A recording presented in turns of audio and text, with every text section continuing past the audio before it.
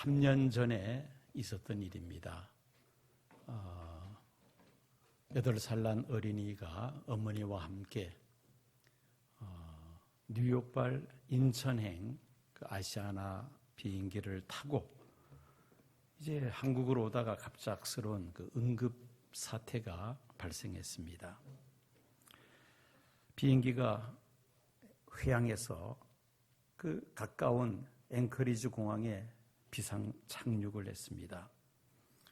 그 당시 그 아시아나 항공에 따르면은 이륙 후 1시간 반 만에 비행기에 탑승한 이 8살 어린이가 갑작스러운 고열과 복통으로 그 승무원들이 응급 조치를 취하기는 했습니다마는 그 상황이 심상찮은 것을 생각하고 승객들 가운데 의사가 있는지를 기내 방송을 통해서 방송을 합니다.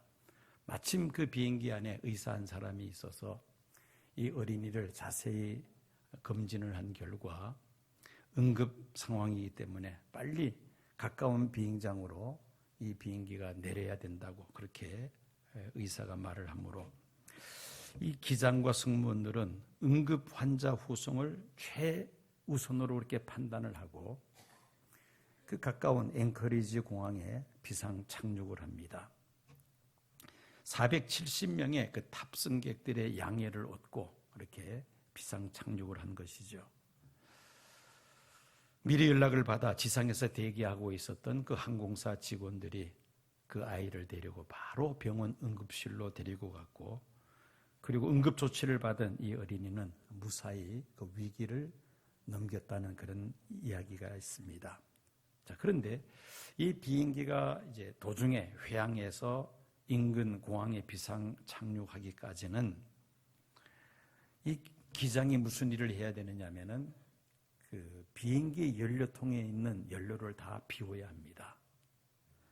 장거리 비행할 때는 항공기 연료를 가득 채워서 출발을 하는데 그 무기가 상당히 무겁습니다. 그런 상태에서 착륙을 하다 보면은 대형 사고가 발생할 수가 있습니다. 그래서 공중에다가 그 비싼 항공료를 다 버립니다. 그리고는 이제 공항에 비상 착륙을 한 것이죠. 기름만 문제가 되는 것이 아니죠.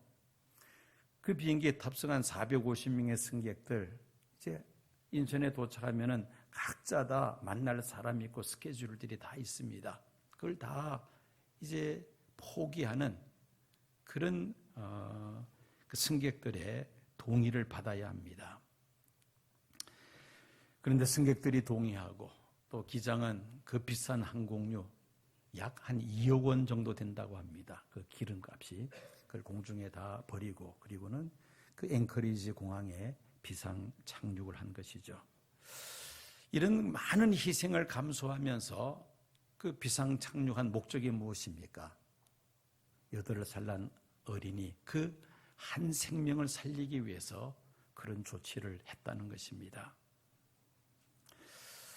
며칠 전 뉴스에 우리나라가 전 세계 국력조사 발표에서 작년에 8위에 섰는데 금년에 프랑스와 일본을 제치고 6위를 했다는 그런 보도를 보았습니다. 도저히 믿어지지 않는 통계였습니다. 우리나라가 10위권 안에 들어간다 이런 이야기를 많이 들었지만은 금년에 6위권에 들어섰다는 이야기는 금년에 처음 저도 듣고 깜짝 놀랐습니다. 코로나 팬데믹으로 전 세계가 이 어려운 상황에서도 우리나라가 모든 면에 있어서 크게 발전했다는 것은 이거는 객관적인 그런 사실이죠. 그런데 참 안타깝게도 우리나라의 자살률이 이 OECD 국가, 그래도 이 지구촌에서 잘 산다는 나라들, OECD 국가들 중에 자살률이 1등이라는 겁니다. 국력조사에서 우리나라가 6위를 차지했는데 자살률이 1위라니까 또 이것 역시 우리가 이해가 되지 않습니다. OECD 국가의 평균 자살률이 인구 10만 명당 11.1명인데 우리나라는 인구 10만 명당 자살률이 어떻게 되느냐? 23.6명입니다. 평균의 2배를 뛰어넘는 그런 자살률이죠. 우리나라 하루에 자살로 사망하는 사람이 36명이라고 합니다. 우리나라가 먹고 살기 힘들어서 스스로 생명을 포기하는 사람들 많은 것은 결코 아니죠. 그 어느 때보다도 우리나라가 정말 지금 잘 사는 그런 나라 아닙니까? 이 한반도 역사, 5천년 역사 속에서 지금처럼 우리나라가 경제적으로 풍요롭고 지금 세계 국력 6위의 금년에 들어설 정도입니다. 이런 때가 과거에 언제 있었습니까? 우리나라가 이렇게 경제적으로 풍요로움에도 불구하고 살기가 힘들어서 생명을 포기하는 사람들이 이렇게 늘어나고 있다는 것입니다. 한 사례로 2009년 조금 지난 통계입니다마는 보건복지부에서 우리나라에서 가장 살기 좋은 지역이 전북 임실군이라고 발표한 적이 있었습니다. 그런데 그해 자살률이 가장 높은 곳이 바로 임실군이라는 겁니다. 이런 통계들을 보면은 사람들이 생명을 스스로 포기하는 것이 못 살아서 가난해서 먹을 것이 없어서 그렇게 생명을 포기하는 것이 아니라는 말이죠. 결국 우리가 어떤 결론을 내리냐면 우리 사회가 생명을 경시하는 풍조가 크다는 것입니다. 우리의 생명이 얼마나 귀한 것인가를 안다면은 함부로 내 생명을 스스로 포기하는 일은 이렇게 많지는 않을 것입니다.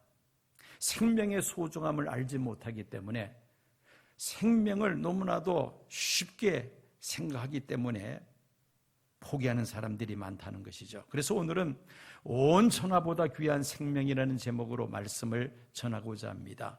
한번 제목을 따라해 보겠습니까? 온 생명보다 귀한, 온 천하보다 귀한 생명. 한 번 더, 온 천하보다 귀한 생명.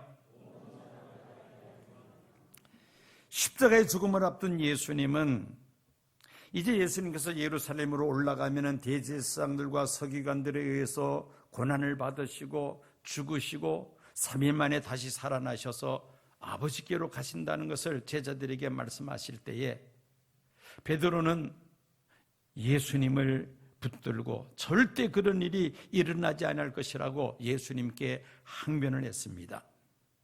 이때 예수님께서 베드로를 책망하시면서 말씀하셨습니다. 사탄아, 내 뒤로 물러가라. 너는 나를 넘어지게 하는 자로다. 내가 하나님의 일을 생각지 아니하고 도리어 사람의 일을 생각하는도다. 베드로의 생각과 예수님의 생각이 너무나도 달랐다는 말이죠. 베드로는 예수님께서 그동안 행하신 놀라운 이적들과 기사들, 그리고 권세를 가지시고 외치시는 그 말씀을 들을 때에 예수님이야말로 그동안에 그들이 그토록 기다렸던 메시아라는 사실을 확신을 했고, 또 이제 곧 메시아 왕국이 이루어지면은 자신과 함께 제자들은 높은 자리에 앉게 될 것이라는 그런 기대를 가지고 있었습니다. 그런데 느닷없이 예수님은 이제 예루살렘으로 올라가면은 고난을 받으시고 죽으시고 다시 살아나셔서 하나님 아버지께로 가신다니까 전혀 납득이 되지 않았던 것입니다. 예수님께서 십자가에 달리시고 그리고 사흘 만에 다시 살아나시는 그 목적이 무엇입니까? 온 인류를 죄에서 건져내시기 위함이었던 것입니다. 제자들은 세상에서 출세하고 성공할 것을 기대할 것이 아니라 예수님처럼 자기를 부인하고 십자가를 지고 예수님을 따라야 할 것이라고 예수님은 제자들에게 말씀하십니다. 오늘 본문 말씀인 마태복음 16장 25절입니다. 누구든지 내 목숨을 구원고자 하면 잃을 것이요 누구든지 나를 위하여 제 목숨을 잃으면 찾으리라. 그리고 이어서 예수님은 제자들에게 말씀하시기를 한 생명이, 한 영혼이 천하보다 귀하다고 말씀하십니다. 26절이죠. 사람이 만일 온 천하를 얻고도 제 목숨을 잃으면 무엇이 유익하리요? 사람이 무엇을 주고 제 목숨과 바꾸겠느냐? 제자들의 생각처럼 세상에서 출세하고 성공하고 내가 원하는 세상 모든 것들을 다 취한다 할지라도 생명을 잃어버린다면 그것이 다 무슨 소용이 있느냐? 세상 부귀 영화를 내 목숨과 바꿀 수 없다는 말씀이죠. 우리의 영혼이, 우리의 생명이 그토록 소중하다는 예수님의 말씀인 것입니다. 왜 한 영혼이 온 천하보다도 귀합니까? 첫째는 사람은 하나님께서 하나님의 형상을 따라 지음받은 존재이기 때문입니다. 하나님께서 여섯 동안 천지 만물을 창조하시고 마지막 여섯째 날에 사람을 창조하십니다. 흙으로 사람을 빚으시고 그 코에 생기를 불어넣음에 생령이 된지라. 생기는 곧 하나님의 영을 가리킵니다. 하나님의 형상을 따라 하나님은 사람을 지으셨다는 말씀이죠. 하나님의 형상을 따라 사람이 지음바 되었다는 것은 하나님의 성품을 사람들은 닮았다는 말입니다. 그리고는 하나님께서 뭐라고 축복하셨습니까? 생육하고 번성하여 땅에 충만하라, 땅을 정복하라, 하나님이 주신 모든 피조물들을 다스리라고 존귀한 사명과 권세를 아담과 하와에게 주셨습니다. 그래서 사람은 세상 그 어느 피조물보다도 온 천하보다도 더 귀한 존재인 줄로 믿습니다. 예수님께서 친히 비유로 말씀하신 것이죠. 100마리의 양떼를 몰고 가는 목자가 있었습니다. 그런데 가만히 세어보니까 한 마리가 비는 것입니다. 이 목자는 그 한 마리 잃은 양을 찾기 위해서 99마리를 들판에 그대로 두고는 그 잃은 양을 찾기 위해서 온 산과 들을 찾아 헤맵니다. 그리고는 그 한 마리 잃은 양을 마침내 찾죠. 얼마나 기뻤던지 그 양을 어깨에 둘러매고는 기뻐하며 돌아와서는 큰 잔치를 열었다. 친지를 다 불러다가 잔치를 벌렸다는 예수님의 이 비유는 한 영혼, 한 생명이 얼마나 귀하다는 것을 우리에게 교훈하고 있습니다. 한 생명이 온 천하보다 귀한 두 번째 이유는 특별히 성도들은 하나님께서 독생자 예수 그리스도의 피값으로 사신 존재이기 때문에 한 영혼이, 한 생명이 온 천하보다도 귀한 줄로 믿습니다. 아담과 하와가 마귀의 유혹으로 하나님의 말씀을 불순종하고 하나님을 대적하는 죄를 짓습니다. 에덴 동산에서 추방될 뿐만 아니라 흙으로 빚은 인생은 다시 흙으로 돌아가야 하는 유한한 인생이 되고 말았죠. 사람을 사랑하시는 하나님은 온 인류를 죄 가운데서 건져내시기 위하여 독생자 예수님을 이 세상에 보내셨습니다. 예수님은 온 인류의 죄를 대신 담당하시기 위하여 십자가에 못 박히시고 몸에 물과 피를 다 쏟으시고 십자가에서 운명하십니다.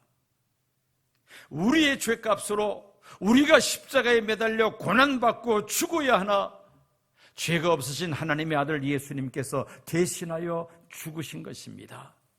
예수님께서 대신 죽으심으로 우리의 모든 죄값을 다 치르신 줄로 믿습니다.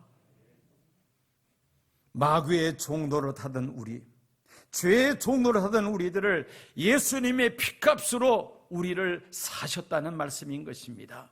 그래서 한 생명이 온 천하보다도 더 귀한 존재인 것입니다. 코로나 팬데믹으로 그전에는 그래도 열심히 나와서 예배드리고 신앙생활하던 성도들 가운데 아예 교회에 나오지 않는 그런 성도들 덜어 있습니다. 우리 교회도 그런 성도님들이 있습니다. 이런 성도들을 우리가 가나안 성도라고 말합니다. 가나안을 뒤집어서 말하면 안 나가, 교회 안 나가는 성도들이죠. 하나님께서 예수님 피값으로 사신 성도입니다. 얼마나 소중한 존재입니까? 그런데 이 코로나 팬데믹 이후로 믿음이 약해져서 지금 교회 다시 나오지를 못하고 있습니다. 우리는 그들을 위해서 기도해야 합니다. 그들을 예비신자로 품고 그들을 위하여 기도하고 그들에게 찾아가서 권면하여 하나님 앞으로 인도해야 되겠다는 것입니다. 왜? 그 한 영혼이 하나님의 아들 예수님의 피값으로 사신 성도이기 때문이죠. 자기를 위하여 사는 사람은 온 천하를 다 얻는다 하더라도 죽음으로 멸망에 이르게 되니 세상 것들이 아무 소용이 없게 됩니다. 그러나 자기를 부인하고 자기 십자가를 지고 예수님을 따르는 자들은 비록 세상 것들을 잃어버린다 할지라도 온 천하보다 귀한 영생을 얻게 되니 얼마나 귀한 것입니까? 예수님의 피값으로 얻은 성도들은 한 번밖에 없는 자신의 이 삶을 온전히 주님을 위하여 살기로 결심하게 됩니다. D.H. 로렌스는 이런 말을 했습니다. 사람이 두 번 살 수 있다면 얼마나 좋을까? 첫 번째는 연습을 하고 두 번째는 그 연습을 통해서 잘 살 수 있을 텐데 희망사항이죠. 삶에는 연습이라는 것이 없습니다. 우리는 바로 이 무대 위로 올라가 있는 사람들이죠. 청교도들은 서로 만날 때마다 이런 신앙 고백을 나누었다고 합니다. 단 한 번밖에 없는 인생, 그것은 곧 지나가리. 오직 그리스도만을 위하여 행한 모든 것만이 영원히 남게 될 것이다. 즉, 한 번밖에 없는 인생을 오직 주를 위하여 살아야 한다는 그런 권면을 서로 주고 받았다는 것입니다. 주님을 가장 잘 섬긴 사람들은 이 세상에서 재능이 많고 학식이 많고 또 세상 모든 것을 소유한 사람들이 아닙니다. 헌신한 사람들이죠. 헌신한 사람들이 주님을 가장 잘 섬긴 자들입니다. 어떤 사람이 구세군 창시자인 윌리엄 부스에게 어떻게 이렇게 크게 부흥을 일으킬 수 있었느냐고 질문을 던졌습니다. 이분은 잠시 침묵을 지키다가 눈에 눈물을 글썽거리면서 이렇게 대답을 합니다. 저보다 훌륭한 사람들이 얼마나 많습니까? 그러나 저는 저의 모든 것을 하나님 앞에 드리기로 했습니다. 저의 모든 것을 하나님 앞으로 드리기로 했기 때문에 하나님께서 나를 사용하신 것입니다. 헌신된 사람을 통하여 하나님은 하나님의 일을 진행하신다는 말씀입니다. 그 대표적인 경우가 바로 예수님의 제자들이 아니겠습니까? 예수님의 12명의 제자들 가운데 사회적으로 내놓을 만한 그런 배경이 있는 사람들이 없었죠. 뭐 많이 배웠다거나 많은 재산을 가졌다거나 또 좋은 가문을 배경으로 한다거나 그런 제자들이 없습니다. 저 북쪽 그 시골 갈릴리 어촌 어부 출신들이 아닙니까? 세상적으로 볼 때는 자랑할 것도 없고 내놓을 것도 없는 사람들이었습니다. 그러나 그들이 모든 것을 다 내려놓고 오직 예수님을 쫓을 때에 하나님은 그들을 통하여 세계를 변화시키는 놀라운 일을 행하신 것입니다. 문제는 헌신하느냐 헌신하지 않느냐 거기에 달려있다는 것이죠. 여러분들이 잘 아시는 영국의 석학 아놀드 토인비는 뭐라고 말을 했습니까?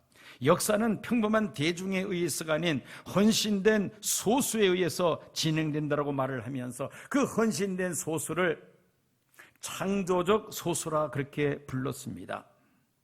하나님은 헌신된 이 창조적 소수를 통하여 하나님의 일을 진행하십니다. 인구 2%만 가지고서도 그 나라의 문화를 바꿀 수 있다는 그런 연구 보고가 있습니다. 역사 이래로 하나님의 일은 세상에서 똑똑하고 잘난 사람들에 의해서 진행되는 것이 아니라 헌신된 사람들에 의해서 진행되었다는 사실을 우리는 기억해야 할 것입니다. 세계적으로 큰 관심을 모았던 영화 한 편이 있습니다. 호주의 저널리스트 토마스 케넬리가 쓴 소설을 영화한 쉰들러 리스트라는 영화입니다. 실존 인물이었던 오스카 쉰들러, 이 사람은 체코슬로바키아 출신의 독일 나치 당원으로서 폴란드에서 무기 공장을 운영하여 많은 돈을 번 사업가였습니다. 그는 젊은 시절에 술과 돈에 심취되어 살았지만은 유태인들이 짐승처럼 취급을 받으며 대량으로 학살되는 그 모습을 보고는 인간애를 느끼기 시작합니다. 그래서 이 쉰들러는 나치 당원으로서는 상상할 수도 없는 일을 시작합니다. 막대한 돈을 들여서 독일 군인들을 포섭해서 가스실로 들어가는 그 유태인들을 돈을 주고 사서 자기 그 무기 공장에서 일을 하게 했던 것입니다. 그는 그렇게 해서 1100명이나 되는 유태인들을 생명을 구조했습니다. 영화의 끝장면을 보면은 독일이 패전한 후에 그 공장의 종업원인 유태인들이 쉰들러에게 자신들의 생명을 건져준 것에 대해서 감사를 표하는 그런 장면이 나옵니다. 그때 이 쉰들러는 그들에게 뭐라고 말을 합니까? 한 사람이라도 더 생명을 건져내지 못한 것에 대해서 가슴 아파하는 그런 장면을 우리가 볼 수가 있습니다. 왜 나는 더 많은 유태인들을 구해내지 못했던가? 그는 다른 데 돈을 쓰지 않았더라면 더 많은 영혼을 건져낼 수 있었을 것이라고 그렇게 개탄합니다. 친구가 선물한 그 승용차를 바라보면서 이것을 만약에 내가 팔았다면 10사람의 생명을 더 건져낼 수가 있었을 것이라고, 자신의 옷깃에 달려있는 그 금배지를 가리키면서 이것을 만약에 내가 팔았다면 2사람의 유태인을 더 건져낼 수 있었을 것이라고 그는 울먹입니다.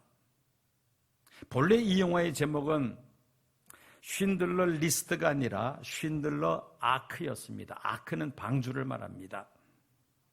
그의 방주에 탄 사람들은 다 살아남게 되었다는 그런 의미이죠.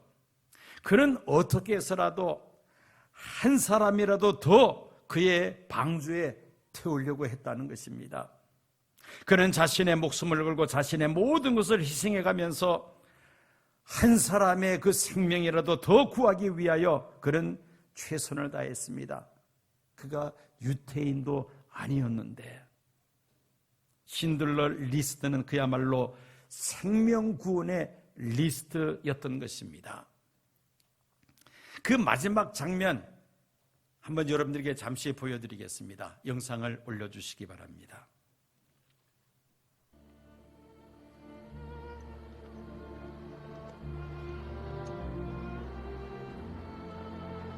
It's Hebrew from the Talmud. It says, whoever saves one life saves the world entire.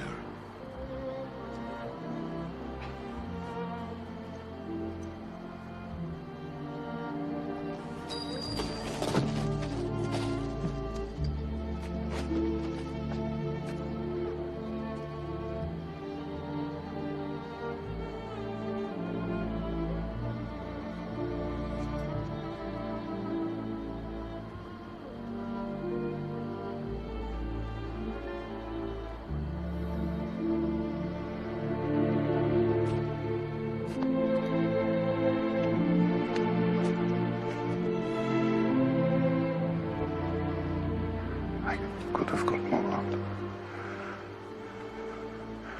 I could have got more. I don't know if I just...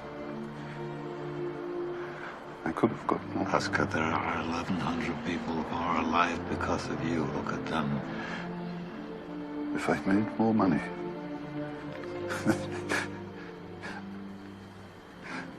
I threw away so much money. You have no idea. If I just... There will be generations Because of what you did. I didn't do enough. You did so much.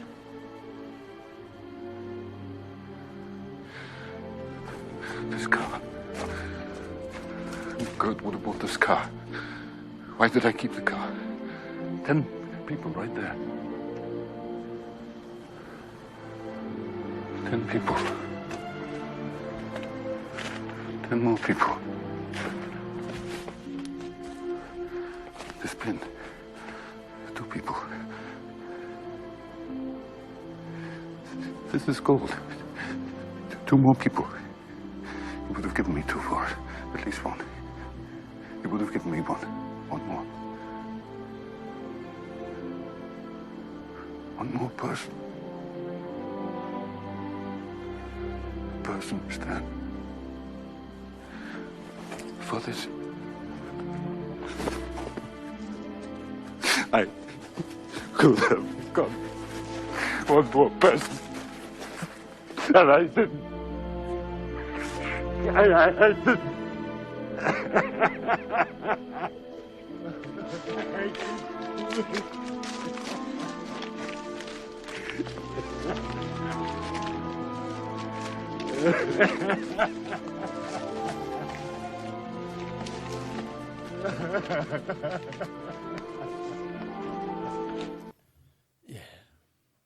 우리는 11월 6일을 총동원 전도의 날로 정했습니다. 한 사람이 3사람 이상의 예비 신자들을 우리가 가슴에 품고 그들의 구원을 위해서 기도하고 하나님 앞으로 인도하는 이 귀한 일을 하고자 합니다. 아직 예비 신자들을 작정하지 못하신 분들 오늘이라도 작정을 하시기 바랍니다. 주부에 있는 그 카드에다가 그분들의 이름을 쓰시고 한쪽은 본인이 보관하고 한쪽은 교회 헌금함에 넣으셔서 그분들을 위하여 우리가 릴레이 금식 기도하면서 함께 기도할 것입니다. 한 영혼을 소중히 여기시는 그 하나님의 마음을 헤아리면서 한 번밖에 없는 우리의 생명, 우리가 무엇을 위해서 살겠습니까? 가장 가치 있는 일, 그것은 바로 생명을 살리는 일이 아니겠습니까? 예수 믿다가 낙심한 심령들, 또 예수를 알지 못하는 불신 영혼들, 그들에게 예수 그리스도의 복음을 전하고 그들을 권면해서 함께 하나님 앞에 나와 예배드리며 예수를 믿고 구원받을 때에 하나님께서 얼마나 기뻐하시겠습니까? 천국의 큰 잔치가 배설될 것입니다. 코로나 팬데믹이 장기화되면서 낙심한 성도들 우리 주변에 있습니다. 각 목장별로 다 그런 분들이 있습니다. 사랑하는 내 가족들 가운데 또 내 이웃들 중에 예수 안 믿는 사람들 많이 있습니다.